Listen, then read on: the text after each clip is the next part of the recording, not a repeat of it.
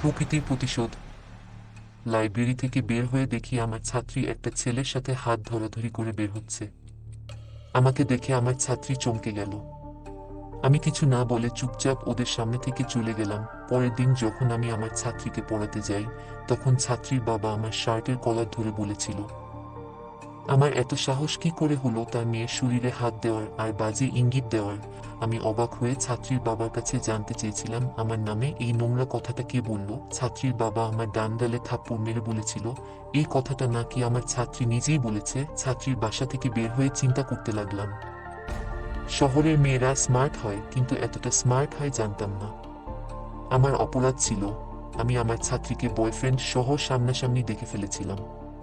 তাই আমার ছাত্রী আমার নামে তার বাবা মায়ের কাছে নোংরা একটা জিনিস বানিয়ে বলল, যাতে ওর বাবা মা আমাকে ভুল বুঝে আর আমি কিছু বললেও যেন বিশ্বাস না করে।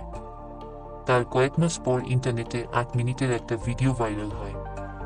ভিডিওটা আমার ছাত্রী ও তার বয়ফ্রেন্ডের। আমি তখন আকাশের দিকে তাকিয়ে শুধু মুচকি একটা হাসি দিলাম। আমি যে মেসে থাকি, সেই মেসে আমি বাদে সবাই স্মার্টফোন ব্যবহার করে।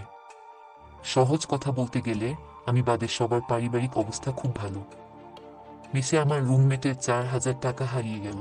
সবার ধারণা হলো আমি টাকাটা চুরি করেছি, কারণ আমি সেদিন কম দামের একটা স্মার্টফোন কিনেছিলাম।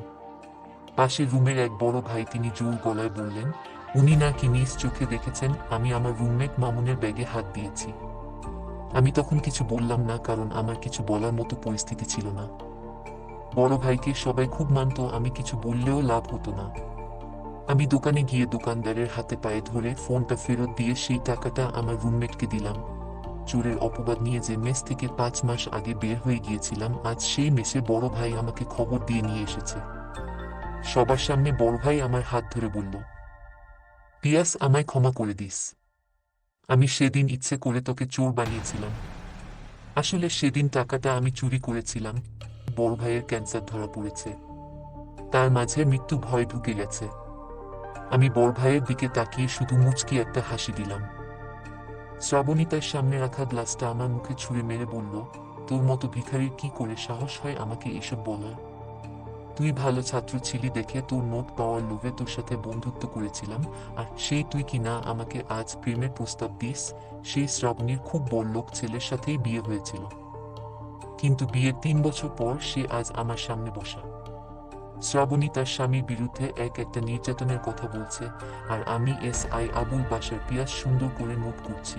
কথা বলার এক পর্যায়ে শ্রাবণী আমায় বলল, সেদিন যদি তোর প্রস্তাবে রাজি হয়ে যেতাম তাহলে আমার কপালে আজ এত কষ্ট থাকতো না।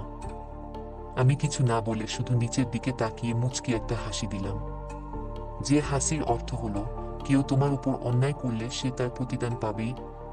আজ একটা কথা খুব মনে পড়ছে, দুনিয়াতে মানুষ মানুষকে ক্ষমা করে দিলেও আল্লাহ তাআলা প্রকৃতির মাধ্যমে সব হিসাব করে মানুষকে তা ফিরিয়ে দেয়।